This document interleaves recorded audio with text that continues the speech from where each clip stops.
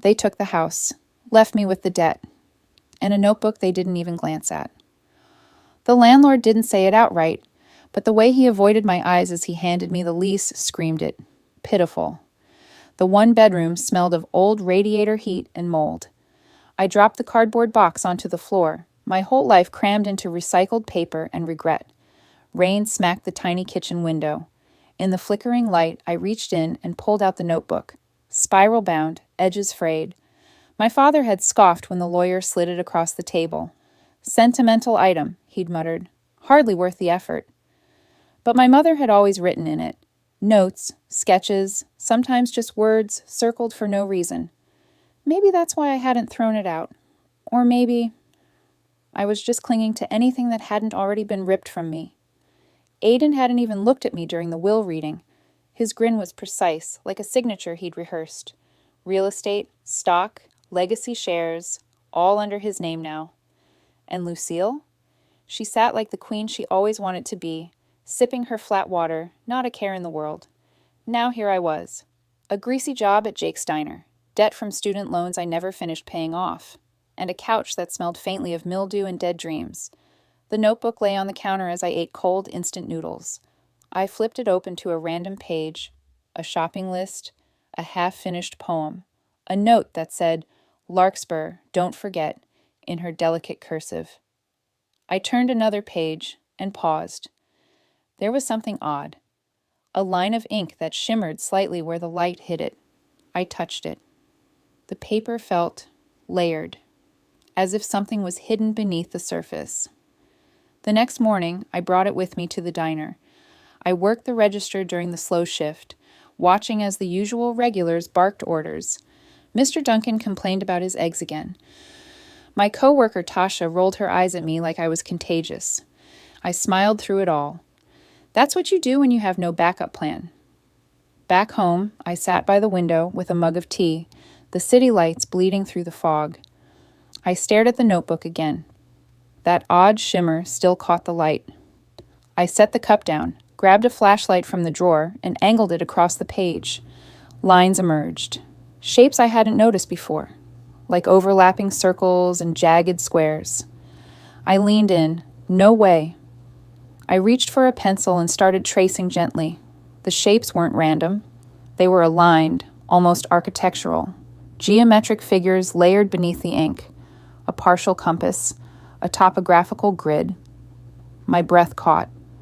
I flipped through the other pages, trying different angles, different lights, more patterns, more hidden lines. My mother's normal handwriting carefully layered over... What? I remembered a moment, vague, distant, her hunched over the kitchen table. She'd told me once, "Some things only reveal themselves to those who don't stop looking." I looked harder. That night I barely slept. I kept tracing shapes, flipping pages, comparing angles. There were patterns, symmetry, and at the edge of one page, an arrow pointing toward the spine. I held the notebook to the light again. In the dim glow, something shifted. There, just under the top layer of paper, like a buried code. I grabbed a small makeup mirror and angled it beneath the seam of the spiral binding. A triangle. Inside it, 3 letters and numbers. M14G. I scribbled it onto a sticky note. My fingers trembled. What the hell had she been hiding? If they'd looked even once, they might have realized this was never just a notebook. I couldn't sleep. The map kept glowing in my head. Unfinished, unreadable, yet calling. The shapes haunted me. They floated behind my eyelids, impossible angles, sketching themselves across the backs of napkins, receipts, even the bathroom mirror. Every time I blinked, a new symbol hovered, just out of reach, teasing me with purpose I hadn't yet unlocked. I was starting to understand why Mom had spoken to herself so much toward the end. My apartment looked like the inside of a conspiracy theorist's skull. Sticky notes littered the walls. Strings of inked lines overlapped on taped-together printer paper. Coordinates, or something like them, sprawled in 2 directions. I'd tried inputting the patterns into Google Maps, but they spun me around in dead ends. Too vague, too inconsistent. It was just after noon when I decided to go to the library. The Portland Central Library was quieter than usual. the faint creak of old wood floors, the only thing disturbing the stillness. I sat hunched over the scanner in the back, flipping through Mom's notebook with the slow patience of someone trying not to lose her mind. Ink bled into ink. Some pages looked like they'd been washed, scrubbed clean, then rewritten over. I scanned each one, adjusting the grayscale settings and contrast. Geometric shapes bloomed like fungi in the digital negative. It wasn't art, it wasn't code either. Not the kind I'd ever seen.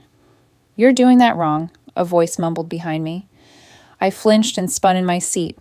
A guy stood a few feet away, maybe early 20s.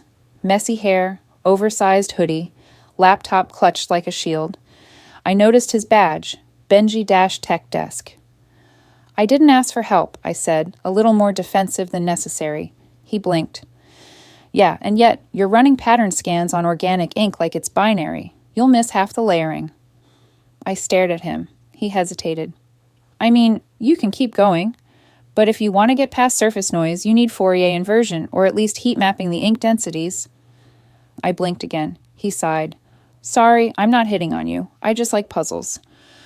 He didn't wait for permission, just sat down across from me and tapped his fingers twice against the table, like calibrating his own rhythm. Then he opened his laptop and began typing. I didn't stop him. 20 minutes later, we'd isolated 3 layered patterns from the notebook scans. The lines, when stripped of ink shadows and adjusted for pressure points, aligned into a triangular overlay. At each corner, tiny numbers, barely distinguishable from flecks of graphite. "Coordinates," I whispered. Benji leaned in. "Latitude and longitude. These aren't fake. Rural zone, north of Portland, near the edge of some conservation land." I stared at him. "How did you, He shrugged. "I get bored." We sat in silence for a moment. He stared at the screen like it was sacred. Then he pointed at the corner of the triangular grid. "There's something else," he muttered. "Look at this shape." I squinted. The ink lines bent and twisted unnaturally around the center. I hadn't noticed before, but now it was obvious. It wasn't a compass or diagram. It was a property lot, labeled faintly in pencil, MH17. Benji tapped a few keys and pulled up a satellite overlay, then another window with property records. His eyes narrowed. "Marigold Holdings," he said slowly. "That's who owned the land 15 years ago. Company's dead now. No new filings." My pulse spiked. "That's my mom's handwriting." "You sure?" he asked. "I watched her draw letters like that for 20 years, I said. "She made me practice my cursive on napkins." Benji glanced at me, the flicker of sympathy crossing his expression. "You think she left you a cabin?" "I don't know," I said. "But whatever it is, they didn't want me to find it." He leaned back. "They?" I paused. "My brother, his stepmother. Everyone who stood to gain from pretending my mom's death meant erasing her entirely." We stared at the map again. Then he opened a new window and began building a composite. He overlaid the scanned shape from the notebook onto the Google satellite view. They matched, exactly. "You found it," I whispered. Benji didn't smile. "I think you found it. I just helped sharpen the lens." I didn't speak for a moment. My hand trembled as I reached for the notebook again. Beneath everything, the codes, the secrecy, the trail, I could still smell the faint scent of her perfume on the pages. "Why would she hide it?" I asked aloud. "Because she knew someone else would try to take it," Benji answered. There was a gravity in his voice. I looked up. "I had a brother," he said. "Got screwed over by a fund that was supposed to take care of him. Family fought over it until there was nothing left. I don't trust inheritance anymore. But this," he tapped the notebook, "this looks like someone who wanted the right person to win." I swallowed hard. Later that night, I sat on the edge of my bed and recorded a voice note on my phone. "If anything happens to me, find Benji. He knows." Then I folded up the scanned map, slid it into a Ziploc bag, and packed a small backpack. Flashlight, phone battery, snacks, the notebook. Benji met me outside the library as I walked past him. He handed me a tiny GPS device. "It pings every 10 minutes. If you don't check in by midnight, I'll trigger the backup." I nodded. He hesitated, then asked, You really going to go out there alone? I looked him straight in the eyes. Wouldn't be the first time I've walked into something no one wanted me to find. Nobody followed me. But still, I checked my mirror. Twice. The highway narrowed into a ribbon of wet pavement, flanked by trees that leaned in like they were listening. Each turn felt tighter. Each mile farther from Portland made my chest feel heavier, my hands clenching tighter around the steering wheel. The GPS beeped once, then fell silent.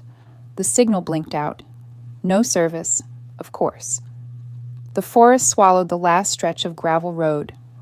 Moss hung in pale green threads from the trees, the ground damp with layers of fallen pine needles. I parked just off the side, half hidden behind a downed log, and killed the engine. The silence was immediate, heavy. I stepped out, the notebook clutched in one hand, a flashlight in the other. The mist curled around my boots like it was waiting. Mom's notebook said the cabin was 20 paces northwest of the old fence post. I counted them slowly, then stopped in front of what looked like a pile of rotting wood. But there it was, beneath the decay, a weather-worn handle, half buried in lichen. I pulled, expecting resistance. The door groaned open with a hiss, the hinges protesting. The smell hit me first. Dust, cedar, age. But underneath it all, a faint trace of something familiar. Lavender, her perfume. I stepped inside. It wasn't a cabin. Not really. Not anymore. The windows were sealed with blackout paint.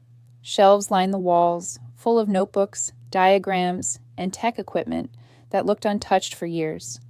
But there was no dust on the desk, no cobwebs on the filing cabinets. Someone had come here. Recently. My heart thudded as I scanned the room. Then I saw it. A small keypad set into the floor beneath a rug, almost invisible in the dim light. I dropped to my knees and flipped through the notebook. On the back of the last page was a number scrawled faintly in pencil. 092387. My mom's birthday. I typed it in. Click. The panel lifted easily. Inside, a black plastic box wrapped in a velvet cloth. I opened it with shaking fingers. A hard drive. Below it, sealed in a waterproof sleeve, was a stack of papers. Legal papers. I pulled them out and squinted in the weak beam of my flashlight. A notarized trust declaration, a transfer of property, a list of assets. My mother's name wasn't Catherine West. Not here. It was Catherine Hale. The trust was under that name. The cabin, the land, everything tied to Marigold Holdings. She'd hidden it by hiding herself. My fingers grazed the last page, a patent sheet. The header bore a company name I recognized, Viridia Systems. I'd seen Aiden use it during one of his fake philanthropy talks, bragging about its algorithms. Except this patent was dated 5 years before Viridia even existed. Filed under Catherine Hale. The signature was hers. My knees buckled slightly. I sat back on the cold floor, my breath fogging the air. There was more. A USB drive taped to the lid. I plugged it into the portable reader I'd brought. A voice clicked to life. If you're listening, Chloe, then you found what they didn't want you to. Mom's voice. I froze. I couldn't stop them. I tried. But I knew they'd rewrite the story. That's what men like your father do. They erase and repurpose. I left everything here because it's the only place they'd never look. I registered this land under my mother's maiden name before the company ever existed. This is mine, and now it's yours. There was a long pause. Then her voice softened. They cut you out because you reminded them of me. Because you didn't bend. I'm sorry I didn't fight harder for you, but I was busy hiding everything they hadn't stolen yet. The recording ended with static. I didn't realize I was crying until the tears blurred the screen. I snapped out of it and pulled out the drone from my backpack, a gift from Benji. I launched it through the front window, directing it to sweep around the cabin, capturing every angle, every square foot of land. I made sure it scanned the foundation, the property boundaries, the mailbox still etched with M Holdings. Every detail mattered now. I connected the drone feed to my hotspot, praying for just enough signal. Benji had rigged a VPN tunnel last night, just in case. The files streamed slowly, but they streamed. Encrypting in real time, he texted me. You're a ghost. I collected the documents, packed the hard drive into a secure sleeve, and stashed the originals beneath the seat of my car. My fingers trembled as I turned the ignition. As the car rolled back onto the gravel road, headlights cutting through the fog, my phone buzzed in the cup holder. Unknown number. I unlocked it. One text. "Stop digging. You don't want to play this game." My hands clenched tighter on the wheel. My breath slowed. My eyes narrowed. So he knew. Let the game begin. The message was short. We should talk. Just you and me. Aiden never said just, unless he meant trap. I stared at the text for a long time, long enough for the coffee in my mug to go cold. His timing wasn't accidental. He knew something. Or he suspected. Either way, I wasn't about to let him lead this dance. Mom had warned me once in the half-light of a memory. Sometimes they don't come for what you have, but for what you might find. Well, Aiden must think I'd found more than I had. That suited me just fine. I wore black, always neutral, always forgettable. The cafe he chose, Sable and Sage, was the kind of place with minimalist decor and $8 espresso. Too expensive for conversation, just right for masks. He was already seated when I arrived. Corner booth, 2 cups waiting. One untouched. One clearly just stirred. Classic Aiden. Control every variable, even the cream to coffee ratio. "Chloe," he said smoothly, standing to greet me like we were civil. "Aiden." I didn't sit right away. I let the silence stretch. Let it itch. "Appreciate you meeting me," he said, gesturing to the seat. "Figured it was time we cleared the air." I slid into the booth across from him and rested my hands in my lap. My smartwatch hummed once against my wrist. Recording initiated. He smiled. "You look good, considering." "Don't waste fake compliments. Get to the point." He exhaled a soft laugh. "Still sharp. I always liked that about you." I didn't blink. He leaned forward. "Let's stop pretending, Chloe. That notebook, it's not just sentimental. You and I both know it's complex." "Oh? Suddenly you care about Mom's scribbles?" He ignored the jab. "I don't want things to get ugly. You hand it over. I make sure you get a proper settlement. Something comfortable." "Define comfortable," I said, tilting my head. "Mid-6 figures. Clean. No questions asked. No lawsuits. No audits." He smiled again, but there was tension in his knuckles as he drummed the table once. "And in return?" I asked, feigning innocence. "You destroy any backups. Return all documents. Let this be over." I let the silence hang there. I wanted every syllable caught on the mic, every drop of condescension, every threat wrapped in civility. "Sounds like you think it's valuable," I said lightly. His eyes darkened, just for a second. "You know damn well that notebook isn't worthless." There it was. Clean, clear, caught. I stood. "I'll think about it." His mouth twitched. "You're playing a dangerous game." "I learned from the best," I said, and walked out without another word. That night, I sat in my apartment, the rain clawing at the windows like it was desperate to get in. Benji's face flickered across my laptop screen, pixelated over a secure connection. "You got it all?" I asked. He nodded. "Crystal, and he's a terrible liar." "I need that clipped. 60-second edit. The admission only." "Already done. And Chloe," he paused, "the hard drive? It's worse than we thought." I leaned closer. "How bad?" He pulled up the decrypted files, transfer logs, offshore wires, and a folder named L.H. Geneva. Lucille. "She's been funneling West Tech contracts into a Cayman account for years. They forged signatures, fake authorizations, the whole works." I didn't speak for a while. Benji said quietly, "Your mother tried to whistleblow. The draft emails are still there. They shut her down before she could finish." My throat tightened. "I've sent backups to 3 separate cloud vaults," he added. "Encrypted. If we get hit with a takedown, we go full leak mode." I nodded. I reached for a padded envelope, slid a USB inside, sealed it, and wrote the address of a P.O. box 2 towns over, just in case. One copy would go dark. Then I opened my laptop and pulled up a blank document. The cursor blinked. "Dear Lucille, let's talk about your handwriting." Aiden thought he'd cornered me. He'd just stepped into the frame, and before the clock struck midnight, I composed one more message, anonymous, routed through a disposable node in Iceland. I have evidence of embezzlement tied to West Tech Holdings. Happy to share. The truth makes people nervous. The kind of nervous that shows up in sharp suits with threats tucked behind fake smiles. The hotel suite smelled like toner and burnt coffee. A makeshift war room. Laptops scattered across the dining table. Post-its clinging to every vertical surface. Printer working overtime in the corner.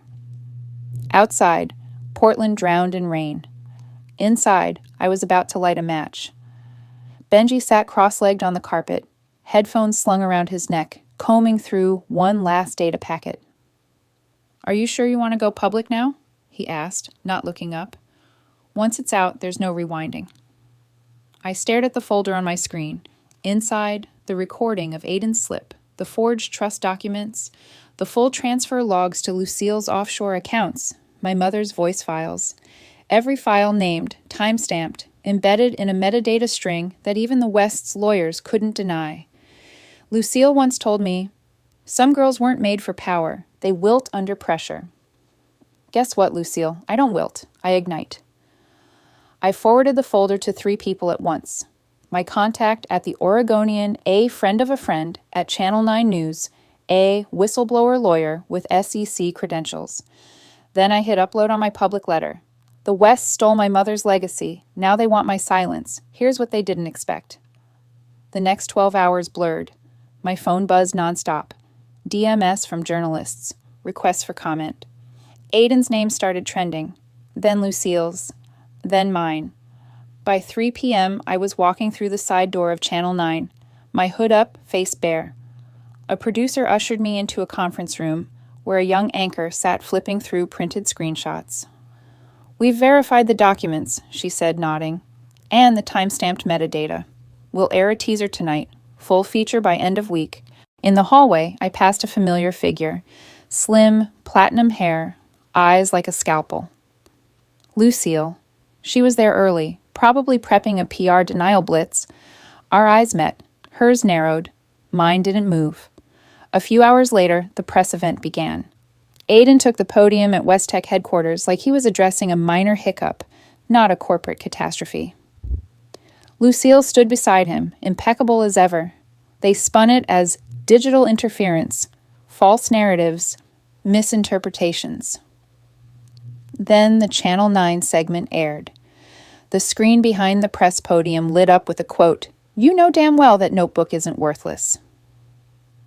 Aiden West, October 2023, followed by a slow scroll of offshore transfers into LH Geneva Trust. A beat later, another screen played my mother's voice. "They'll rewrite the story. That's what men like your father do. But the truth has a longer memory than their money." Lucille's face paled. Aiden stumbled. A woman in a tailored navy suit pushed through the crowd. SEC badge flashing. "Lucille West," she announced clearly. "You've been served." Gasps, cameras flashing, rain streaking down the glass like melting ink. I watched from a nearby suite, the broadcast delayed by only a few seconds. My heart didn't race. My hands didn't shake. I just felt quiet. Benji was at the other end of the room on a Zoom call. His voice crackled through the tiny speaker of a local radio station. I didn't do much. Just wrote some code. Chloe, she did the rest. She saw what no one wanted to believe. They called him the quiet voice behind the code. I smiled. An email pinged. SEC's legal division requesting a sworn deposition. Another followed. A verified Twitter account quoting my letter. And another, an old colleague from my mother's lab. "She'd be proud of you." By 10 p.m., West Tech stock had dropped 14%. By midnight, my letter had 2 million reads. I turned off every screen, every device, and sat in the dark. Outside, sirens echoed faintly in the wet city night. I exhaled slowly, one hand pressed against the window, watching the lights blur and scatter. Then I whispered, to no one and everyone, "Now? We rebuild?" They built an empire on silence. I decided to speak louder. The pen felt heavier than it should have. Or maybe it wasn't the pen.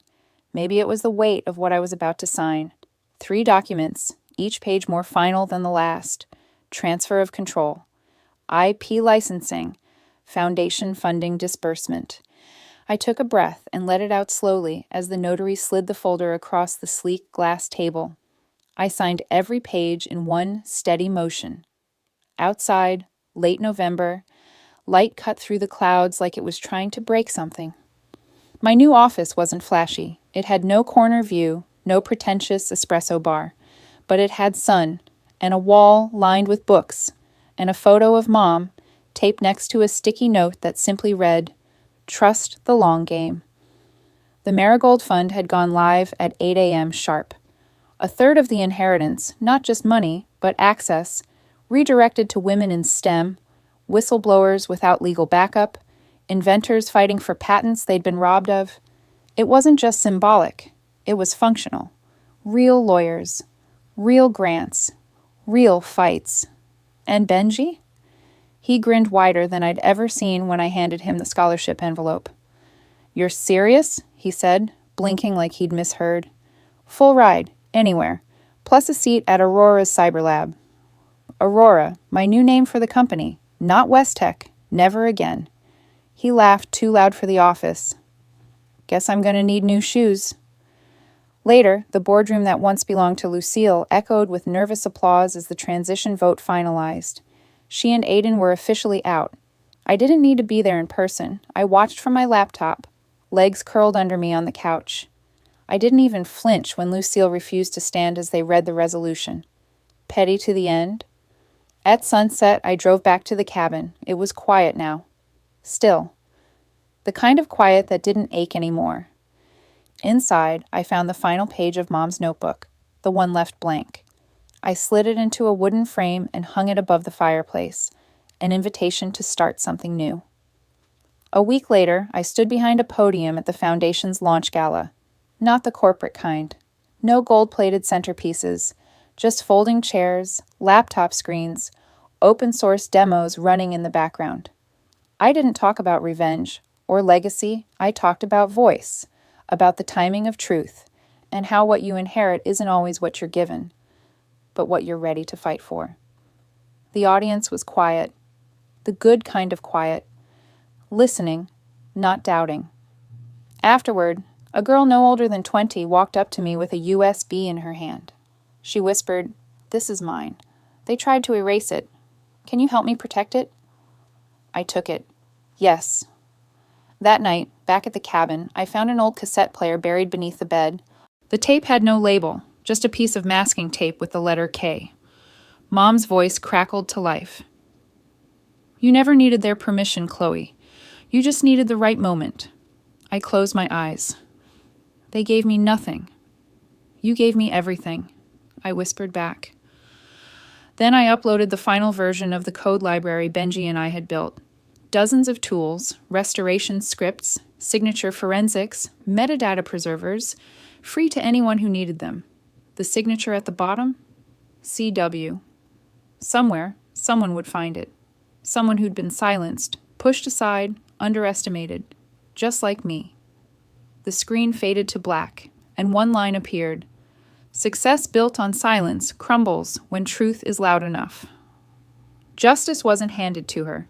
It was built, brick by brick, on the ruins of lies once believed untouchable. From betrayal to courtroom to broadcast, Chloe rewrote not just a legacy, but the rules of who gets to own the truth. Power doesn't always roar. Sometimes it whispers in code, in courage, in the refusal to be erased. Like the final chord of a long-forgotten melody, justice may arrive late, but when it comes, it echoes. No wall of lies can stand forever against the tide of truth.